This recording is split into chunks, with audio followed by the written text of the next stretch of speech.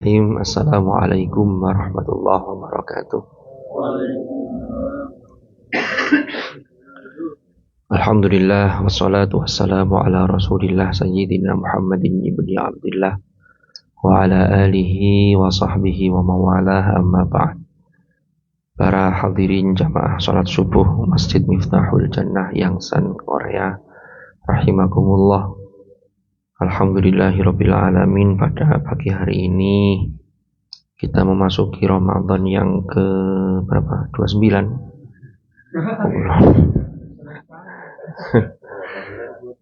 Ramadan yang ke-18. Mudah-mudahan amal-amal ibadah kita, puasa kita, dan juga ibadah-ibadah yang lain diterima oleh Allah Subhanahu wa ta'ala. Amin ya rabbal alamin. Para hadirin dan hadirat rahimakumullah, melanjutkan materi tadi malam, yaitu kita berbicara mengenai rangkaian ayat-ayat puasa. Kita masuk ke ayat ke-186 dari surah Al-Baqarah. Wa idza sa'alaka 'ibadi 'anni fa inni qarib ujibu da'watad da'i idza da'an falyastajibu li wal yu'minu bi la'allahum yarshudun. Kemarin di ayat 185, ayat ini ditutup dengan walitukabbirullaha 'ala ma hadakum wa la'allakum tashkurun. Jadi kemarin sudah sempat kita bahas, memang ibadah puasa yang kita lakukan itu agar harapan ideal, esensi dari puasa yang la'allakum tattaqun itu lebih cepat tercapai, maka puasa itu tidak bisa berdiri sendiri, harus disupport dengan ibadah-ibadah yang lain. Termasuk yang sering kita dengarkan, istilah-istilah yang sangat familiar, sangat kita kenal. Cuman terkadang ada beberapa orang yang salah paham memahami istilah-istilah tersebut. Pertama, kita lihat bahwa puasa itu dalam bahasa Arab itu disebut dengan soma yasumu siyam sekaligus saum. Jadi puasa itu ada yang menyebut dengan saum, ada yang menyebut dengan siyam. Kalau dalam kitab ini tipis, ini tulisan Imam Syekh Izzuddin Abdul Aziz Ibnu Abdissalam As-Sulami, itu beliau memberi judulnya Maqasidus Saum. Dalam penggunaan kebahasaan, saum dan siam itu makna secara bahasa itu sama, yaitu menahan. Tapi dalam istilah penggunaan itu ada sedikit perbedaan. Kalau asyam itu biasanya seringkali istilah itu digunakan untuk menahan sesuatu terkait dengan menahan lapar, menahan haus, dan juga menahan berhubungan suami istri. Maka disebut asyam. Maka kemarin yang sudah kita bahas di dalam surah Al-Baqarah 183, ini suara saya kok jadi begini ya? Kenapa ini ya? Itu adalah kutiba alaikumus syiyam. Ditulis atau diwajibkan bagi kalian, yaitu apa yang diwajibkan? Puasa. Kan begitu. Kalau as-saum ini sebagaimana ada dalam surah Maryam, Sayyidah Maryam, ibundanya Nabi Isa itu mengatakan begini, inni nazartu lirrahmani sauma. Sesungguhnya aku bernazar kepada Allah untuk saum, untuk menahan. Falan ukallimal yauma insiya, maka saya tidak akan berbicara dengan seorang pun, dengan manusia. Maka saum di sini menahan, kalau dalam makna di surah Maryam ini menahan untuk tidak berbicara. Makanya kalau puasa yang kita lakukan, itu kan kemarin sudah kita jelaskan juga, Itu termasuk puasa itu tidak hanya menahan lapar dan haus serta di bawahnya perut, tetapi juga menahan ngomong yang tidak benar. Ngomong yang jelek itu juga harus kita tahan. Makanya as-shaum itu maknanya menahan. Ini makna dari as-shaum dan as-siyam. Lalu yang kedua, kita ini kan tadi sahur. Sahur itu apa? Sahur itu adalah waktu malam menjelang subuh, tapi sebelum masuk waktu subuh.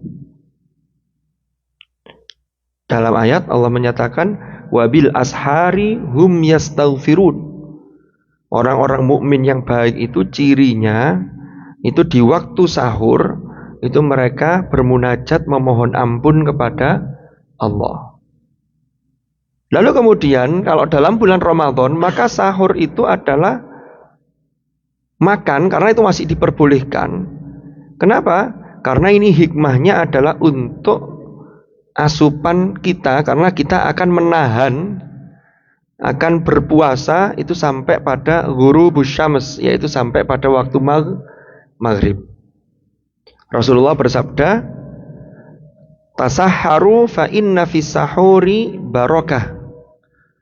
Ya, bersahurlah kalian, sesungguhnya di dalam sahur, makan sahur termasuk itu terdapat keberkahan.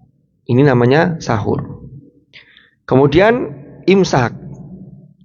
Kita ini kan di Indonesia itu terkenal ada imsak, jadwal imsakiyah umpama begitu. Kadang ini menjadi rancu. Imsak itu apa sih sesungguhnya? Imsak itu kalau dari sisi bahasa itu dari amsaka yumsiku, imsakan itu maknanya menahan. Maknanya sama dengan as-shaum atau as-siyam. As-siyam itu secara bahasa adalah al-imsak.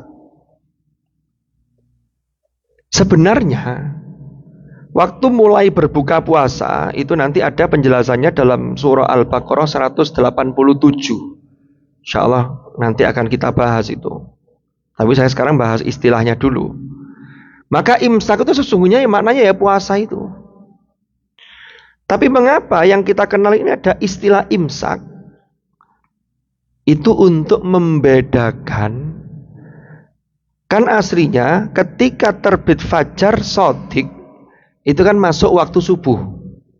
Subuh itulah waktu imsak yang asli. Kalau di sini kan memang subuhnya jam berapa? Ya sudah itu betul waktu imsak memang. Cuman ulama-ulama terdahulu itu mengambil jarak. Kenapa? Karena untuk jaga-jaga, jangan sampai begitu dengar azan subuh masih ada makanan di mulut kita. Kalau sudah dengar azan subuh kok ada makanan di mulut kita, azan langsung kita telan. Ini berarti kita tidak imsak. Berarti kita masih makan dalam kondisi sudah harus puasa.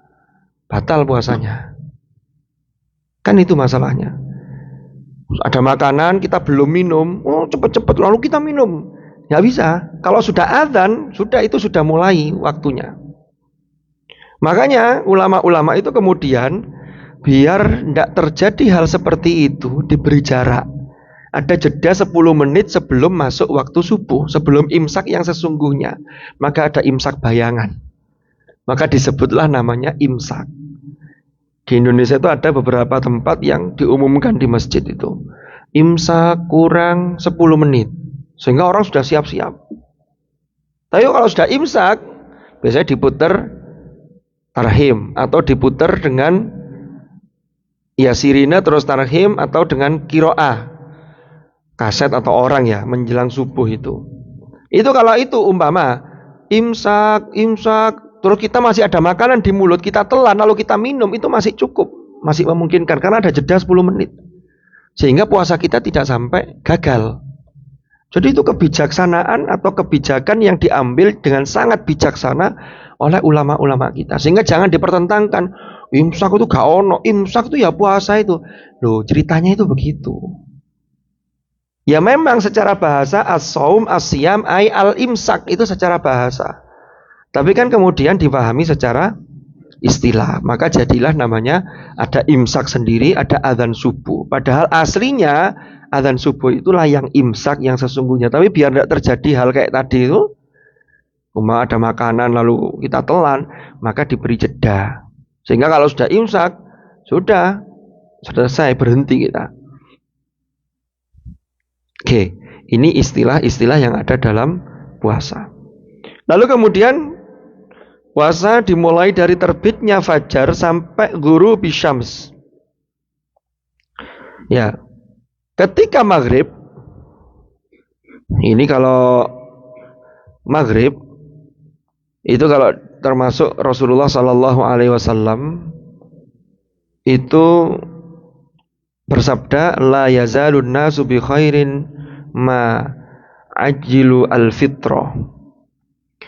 Jadi manusia, jadi ini terkait dengan bahwa menyegerakan berbuka itu termasuk hal-hal yang baik. Jadi orang-orang yang menyegerakan berbuka itu bukan karena selak kelaparan, bukan, tapi karena menyegerakan. Makanya ada muncul istilah takjil. Ini banyak orang yang salah kaprah. Dikira takjil itu makanan pembuka sebelum makanan berat. Oh, takjil dulu lah. Padahal takjil itu makna aslinya, takjil itu menyegerakan. Yang penting ada tanda bahwa puasa kita sudah kita gugurkan, yaitu sudah maghrib itu. Maka namanya takjilul fitr. Bisa dengan air dan kurma, bisa dengan sesuatu yang manis, susu atau madu. Kalau di sini mungkin ginseng, wah begitu. Jadi beli ginseng batangan langsung dikerokoti begitu. Nah, kalau di Indonesia ini menjadi satu istilah. Gimana kalau bulan Ramadan itu di pinggir-pinggir jalan itu banyak orang yang penjual dadakan. Jualan apa? Jualan takjil. Sehingga takjil itu seakan-akan menjadi satu istilah, ini makanan yang dimakan ketika berbuka. Padahal takjil itu sebenarnya sifat menyegerakan itu tadi. Boleh nggak dinamakan begitu? Ya monggo mawon, yang penting disepakati. Tapi jangan sampai merubah makna yang sesungguhnya. Ya, takjil itu pokoknya maknanya artinya menyegerakan. Nah, menyegerakan apa? Iftar. Iftar itu apa? Berbuka. Gitu loh. Jadi iftar itu ya berbuka. Aftara yuftiru iftaron. Al-fitr itu maknanya berbuka, tidak puasa. Maka ketika al-fitr, maka disitulah sudah tidak puasa karena sudah berbuka. Itu yang harus disegerakan. Itu yang disunnahkan untuk disegerakan. Ada hadis Rasulullah Sallallahu Alaihi Wasallam, man fattara shaiman, ya, falahu mithlu ajrihi ghaira an yanqusa. Apa itu lanjutannya? Ghaira an yanqusa. Jadi tidak mengurangi sesuatu dari pahala orang yang puasa itu. Lanjutannya hadisnya begitu. Jadi kalau ada orang yang memberi orang lain berbuka puasa, termasuk memberikan takjil, itu memberikan berbuka puasa. Karena orang membatalkan ketika setelah puasa, lalu dia membatalkan ketika sudah maghrib, itu namanya berbuka puasa. Kalau menyegerakannya namanya takjil. Masih banyu putih, ya itu ya buka jenengi. Tinggal nanti lanjutannya air putih, rokok, gorengan, nasi, pakai lauk, lalu hal-hal yang berikutnya. Itu namanya iftar. Yes. Maghrib seperti biasa adzan, lalu isya. Lalu setelah isya, Rasulullah, kalau kita lihat dari hadis Rasulullah, man qama ramadhana imanan wa ihtisaban ghufira lahu ma taqaddama min dambi. Barang siapa yang menghidupkan malam hari di bulan Ramadan dengan qiyamu Ramadan, dosanya diampuni yang telah lalu itu. Maka ada namanya qiyamu Ramadan. Ya, termasuk sholat tarawih, sholat witir. Nah, sholat tarawih itu apa? Nah, sekarang saya cerita sejarah dulu.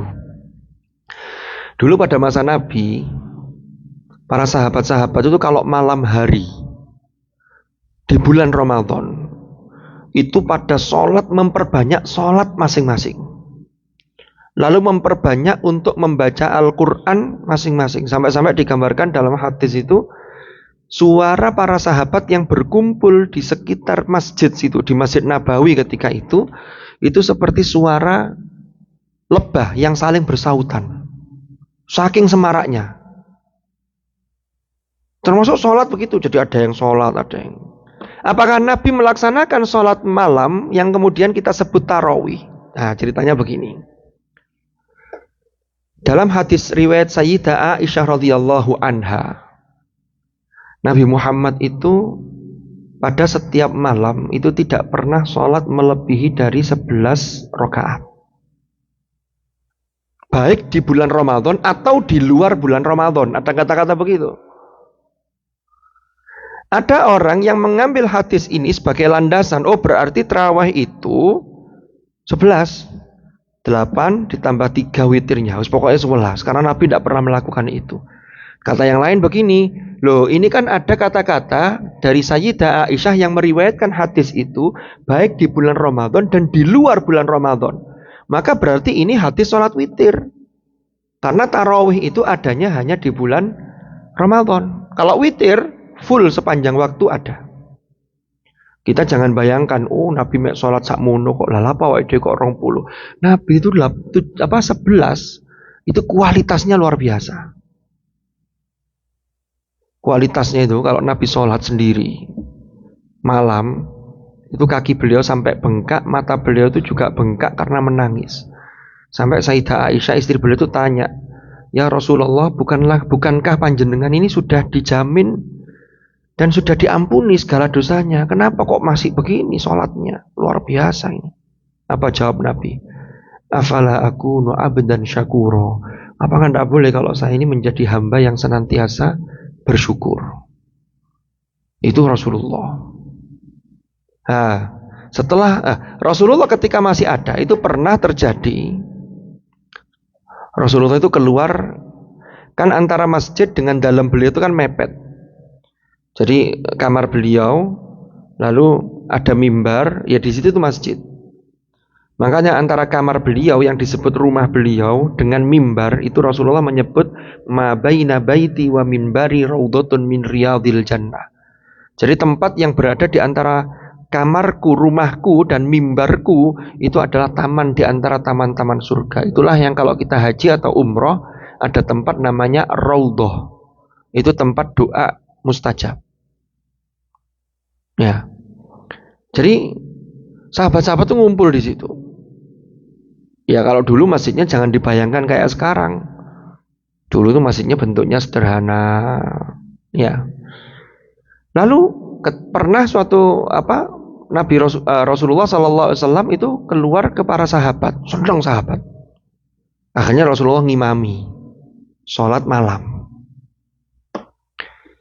Sahabat-sahabat mengikuti. Wewenang malam itu karena diimami langsung oleh Rasulullah. Betapa nikmatnya. Kita ini kalau sholat di Masjidil Haram saja itu di samping pahalanya 100.000 kali lipat, itu nikmatnya itu luar biasa. Ini yang belum ini mudah-mudahan bisa disegerakan untuk sana. Yang sudah ya kembali ke sana lagi. Kan begitu. Itu sholat di depan Ka'bah sambil melihat Ka'bah, sambil mendengarkan lantunan ayat suci dari imam-imam di Al-Masjidil Haram itu rasanya itu nyesnya itu beda. Ini apalagi para sahabat ini yang imami langsung Rasulullah. Sudah. Hari berikutnya Rasulullah keluar lagi ngimami, senang sahabat. Sampai 3 hari Rasulullah keluar ngimami sholat. Hari keempat sahabat nungguin. Mana ya Kanjeng Nabi kok enggak keluar-keluar untuk sholat ini? Nunggu itu enggak tengok-tengok, enggak, tapi nunggu itu ya sambil ada yang sudah sholat, ada yang kemudian baca-baca Quran. Ya, jadi memang Rasulullah dan para sahabat-sahabatnya itu luar biasa. Gus Baha itu kan sering cerita, Sayyidina Utsman itu sholat witir itu beliau itu semalam itu hanya 1 rakaat tok witirnya itu. Tapi 1 rakaat itu khataman Quran. Jadi dalam 1 rakaat itu selesai baca Quran dari awal sampai selesai. Itu Sayyidina Utsman radhiyallahu anhu. Nah, saya lanjutkan. Hari keempat Rasulullah tidak keluar. Ditunggu, sahabat-sahabat nunggu sampai subuh. Subuh baru beliau keluar ngimami sholat subuh. Setelah sholat subuh, beliau menghadap ke para sahabat, beliau dawuh begini. Saya tadi malam itu bukannya saya tidak tahu kalau kalian sudah menunggu saya untuk kita sholat menghidupkan malam bulan Ramadan. Saya sengaja tidak keluar karena saya khawatir kalau saya setiap malam ngimami kalian keluar untuk sholat, saya khawatir kalau kemudian sholat sunnah ini dianggap oleh umatku itu adalah sebuah kewajiban. Itu saking welas asihnya Rasulullah itu. Kenapa? Karena kalau ini dianggap wajib, Rasulullah itu kan sadar betul karena memang Allah memberikan satu welas asih bahwa umatnya Rasulullah itu bermacam-macam. Ada yang malam itu tidak bisa terawih karena harus masuk dinas malam. Mau begitu. Ada yang malam tuh harus mencari nafkah. Kalau yang siangnya tidak bisa umpama jualan pangsit, jualan bakso kan bisanya malam.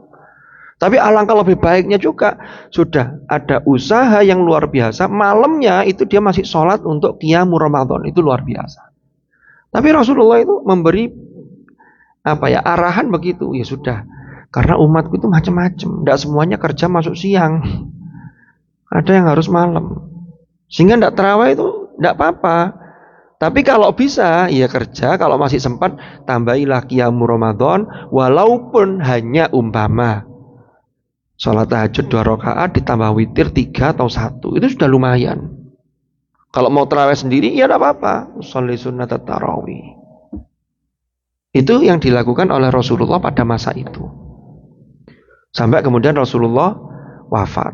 Sahabat-sahabat masih menghidupkan malam bulan Ramadan itu semangat sekali. Masa Abu Bakar semangat karena masa-masa itu sudah banyak atau masih banyak sahabat-sahabat Rasulullah yang senior. Ketika masuk pada periode khalifah yang kedua, yaitu Umar ibnul Khattab, Abu Bakar itu kan menjadi khalifah kira-kira 2 tahun. Umar ibnul Khattab menjadi khalifah 6 tahun. Utsman 12 tahun. Ali 4 tahun. Ketika khalifah dipimpin oleh Umar ibnul Khattab, Umar itu melihat karena ini sudah mulai muncul generasi-generasi yang tidak menangi Kanjeng Nabi. Itulah namanya generasi tabi'in. Jadi bertemu sahabat tapi tidak pernah bertemu dengan Rasulullah. Akhirnya ini sudah mulai semangatnya orang-orang kok mulai mengendur. Akhirnya Umar sebagai kepala negara, sebagai pemimpin umat Islam, pemimpin orang-orang beriman, Amirul Mukminin, beliau mengambil satu kebijakan strategis. Apa? Di Madinah itu beliau kumpulkan orang-orang. Kan kepemimpinan berada di Madinah. Lalu setelah beliau kumpulkan, beliau menunjuk Ubay bin Ka'ab sebagai imamnya. Sudah, kita melaksanakan sholat. Karena kalau tidak begini, orang-orang sakarepe dhewe. Ada yang sholat, ada yang enggak. Nah kalau ini diterus-teruskan, Umar sudah mikirin nanti gimana generasi milenial, gimana generasi Z, gimana generasi Alpha nanti yang akan datang. Cuman zaman itu belum ada istilah itu ya. Itu kan baru-baru saja. Nah, ini nanti malah tidak terkondisikan ini. Akhirnya Umar membuat satu kebijakan. Umar tuh kalau bikin kebijakan dan etika itu tidak ada sahabat lain yang protes termasuk sahabat-sahabat yang senior. Tidak ada yang protes. Berarti kebijakan Umar itu tidak bertentangan dengan Rasulullah, bahkan sejalan. Akhirnya dibikinlah secara kelembagaan. Wes ngene ae. Sholat bareng-bareng diimami satu imam. Tadi itu imamnya sholat berapa? 20 rakaat. Tapi tidak langsung. Sehingga ada jeda. 2 rakaat ditutup salam. Lah ketika 2 rakaat salam berarti kan banyak istirahatnya. Berarti ada 10 kali salam untuk mencapai 20 rakaat. Maka karena banyak istirahatnya, itulah kemudian dikenal dengan nama sholatut tarawih. Yang asalnya dari tarwih. Tarwih itu istirahat. Tarawih itu istirahat. Istirahat itu apa? Dia jeda sebentar salam lalu sholat lagi. Jangan keterusan istirahatnya. Nanti beda jadinya. Itu tidak ada. Nanti jadinya tarawih saja. Itulah sejarahnya sholat tarawih. Nah, di Mekah setelah kebijakan Umar itu, Mekah juga sama. Jadi di Mekah itu 20. Sampai sekarang juga 20. Cuman dulu di era itu setelah sholat itu istirahat itu diisi dengan apa? Diisi dengan tawaf. Jadi dapat 2 salam, 4 rakaat tawaf. Tawaf itu kan pahalanya besar. 7 putaran muteri Ka'bah. Lalu penduduk Madinah pada masa Umar ibnu Abdul Aziz, itu dinasti Umayyah. Jadi Umar bin Abdul Aziz itu cicitnya Umar ibnul Khattab. Jadi anak dari cucunya Umar ibnul Khattab.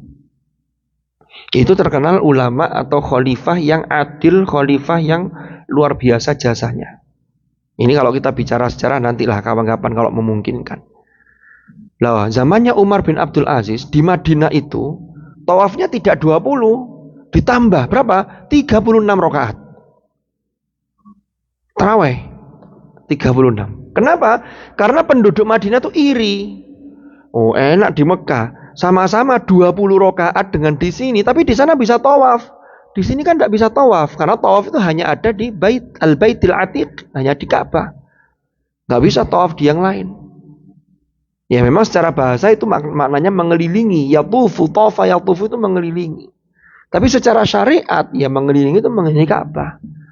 Kalau mengelilingi pasar itu ya hanya keliling gitu aja, tidak bisa disebut tawaf. Akhirnya penduduk Madinah ketika itu tarawihnya jadi berapa? 36. Karena iri dengan penduduk Mekah yang bisa tarawih 20 plus tawafnya. Berarti kan pahalanya berlipat-lipat. Akhirnya wis ngene ae, di sini ditambahi. Akhirnya itu menjadi satu amaliyah yang dilakukan penduduk Madinah. Umar ibnul Khattab itu sudah mengatakan begini. Ini memang Rasulullah tidak pernah melakukan ini. Maka Umar menyadari ini adalah kreasi. Umar mengatakan begini, ni'matil bid'atu hadhihi. Sebaik-baik bid'ah itu ya ini. Itulah yang kemudian menjadi dasar bagi Imam Syafi'i yang menyatakan bid'ah itu ada kategori yang baik, yang tidak bertentangan, justru malah menambah. Seperti yang dilakukan Umar ibnul Khattab. Jadi kita jangan terlalu saklek, jangan terlalu kaku. Apa-apa yang tidak dicontohkan Rasulullah, ini bid'ah, masuk neraka. Ini terlalu kaku, sahabat saja tidak begitu. Iya kan? Bahkan Umar tuh kreasinya banyak, termasuk mengusulkan untuk jam'ul Quran, kodifikasi Al-Quran. Dulu itu belum ada jadi mushaf, jadi satu begini. Itu usulnya Umar dan seterusnya. Imsak ya? Oh, memang sudah imsak dari tadi. Mohon maaf. Jadi itu istilah qiyamu Ramadan, lalu diimplementasikan diantaranya sholatut tarawih. Karena dulu pada masa Rasulullah begitu, masa Umar akhirnya dihidupkan lagi biar semangat. Karena kalau bareng-bareng itu jauh lebih semangat. Jadi kalau tarawih sendiri, umpama di kontrakan sendiri, tidak bareng-bareng di masjid, itu biasanya menunda. Waduh, cek pegel, kok harus tak tarawih dewe, bablas. Iya, tidak tarawih. Besoknya begitu lagi sampai malam 29, selesai Ramadan. Akhirnya tidak ada catatan untuk tarawih. Jadi tarawih itu, makanya kemudian para ulama mengatakan, monggo rokaatnya terserah. Di sini ikut rokaat ngambil 8, ya monggo. Yang penting itu tarawih. Yang salah itu kalau yang tidak tarawih. Apalagi tarawih itu tidak ada, Rasulullah tidak pernah ngawur. Sejarahnya tadi itu sejarahnya. Itu namanya sejarah sholat tarawih. Lalu witir, ditutup dengan witir. Memang yang bagus, Rasulullah pernah dawuh begini. Ija'alu akhira sholatikum billaili witron. Jadikanlah sholat kalian di malam hari itu yang terakhir, penutupnya itu sholat witir. Tapi kalau kita sudah sholat tarawih lalu ditambah witir, bolehkah nanti malam kita tahajud lagi? Tidak ada masalah, boleh-boleh saja. Tapi witirnya sudah. Tapi yang bagus memang, makanya biasanya di beberapa daerah, apalagi kalau sudah malam-malam ganjil di 10 hari terakhir, itu witirnya nanti nunggu malam, karena witirnya di fullkan 11, maksimal 11 witir itu. Maka ditutup dengan witir itu. Witir itu maknanya apa? Witir itu maknanya ganjil. Innallaha witrun yuhibbul witra. Allah itu witir. Allah itu kan esa, satu. Satu itu kan ganjil. Allah mencintai yang ganjil. Maka termasuk sholat witir itu. Itu sebagai penutup. Maka dalam qiyamul Ramadan ada namanya sholat witir. Lah kalau dalam sehari semalam kita sudah melakukan mulai dari sahur, lalu imsak, asyam tadi itu, lalu berbuka, itu kan luar biasa sudah. Kebaikan-kebaikan yang dilakukan seseorang dalam rangka mendekatkan diri kepada Allah. Lalu qiyamul Ramadan, lalu ditutup dengan witir, maka doanya Allahumma innaka afuwun karim tuhibbul afwa fa'fu anna. Ya Allah, innaka afuwun karim. Sesungguhnya panjenengan adalah afuun, zat yang maha pemaaf. Karimun, yang maha mulia. Tuhibbul afwa, panjenengan itu sangat mencintai permaafan, sangat menyukai memaafkan. Maka ampunilah dan maafkanlah kami. Fa'fu anni kalau sendirian, kalau bareng-bareng fa'fu anna. Afun dengan ghafara ada afa, ya'fu itu ada perbedaan. Kalau afa, ya'fu itu levelnya lebih tinggi dibanding ghafara. Kalau ghafara itu hanya menutup. Jadi kesalahannya ditutup. Ya wes, tutup. Tapi kalau afa, ya'fu mengampuni itu tidak hanya ditutup tapi dihapus. Jadi levelnya lebih tinggi. Allahumma innaka afuwun karim tuhibbul afwa fa'fu anna ya karim. Dimulai dari sebelumnya Allahumma inna nas'aluka ridhaka wal jannah. Jadi pantas kalau sudah seharian melakukan itu lalu kemudian doa, ya Allah, inna nas'aluka ridhaka, kami meminta memohon ridhamu ya Allah, wal jannah dan surgamu. Karena ridha itu nanti akan mengantarkan rahmat Allah yang akan mengantarkan kita ke surga. Itu gandeng. Jangan sampai yang kayak kemarin tuh, saya masuk neraka enggak apa-apa asalkan Allah ridho. Ini beda nanti. Surga itulah, disitulah Allah ridho sehingga kita dimasukkan ke dalam surga. Itu sudah pantas kalau sudah melakukan. Lah kalau poso enggak, lah kalau sudah puasanya enggak berarti kan berbukanya juga enggak. Karena enggak mungkin disebut iftar kalau dia enggak puasa. Kok kemudian minta inna nas'aluka ridhoka. Lah ini kok dari mana? Ujuk-ujuk. Itu ada proses sebelum minta itu. Wa na'udzubika, lo kan?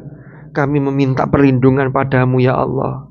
Min sakhotika, dari kemurkaanmu dan neraka. Artinya apa? Kemurkaan Allah itu nanti dampaknya di akhirat masuk ke neraka. Itu kita meminta pertolongan.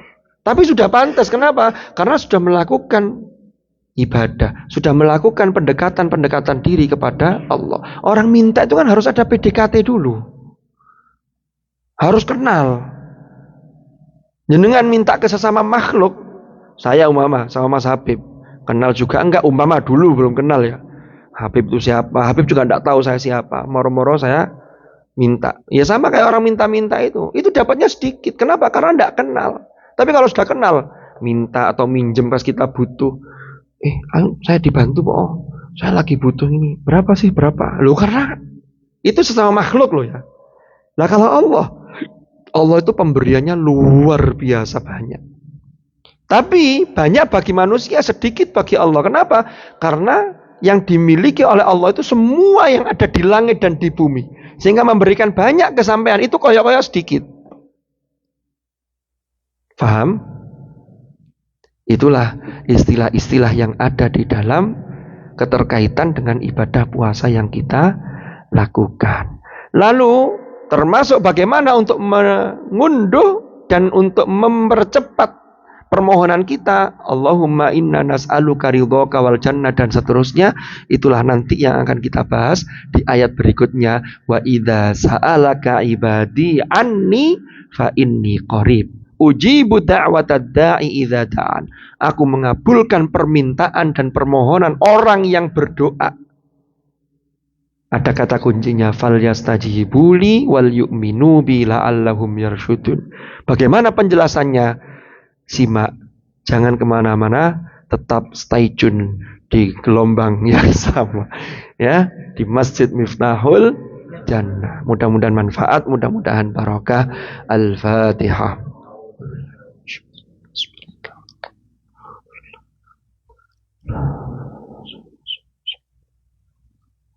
Bismillahirrahmanirrahim. Alhamdulillahirabbil alamin. Allahumma anfa'na ma 'allamtana wa 'allimna ma yanfa'una warzuqna ilman nafi'a. Allahumma ja'al ijtima'ana hadza ijtima'an marhuma wa tafarruqana min ba'dihi tafarruqan ma'suma wa la taj'al ma'ana syaqiyyan wa la mahruma birahmatika ya arhamar rahimin. Wa sallallahu ala sayyidina Muhammad walhamdulillahi rabbil alamin. Al-Fatihah.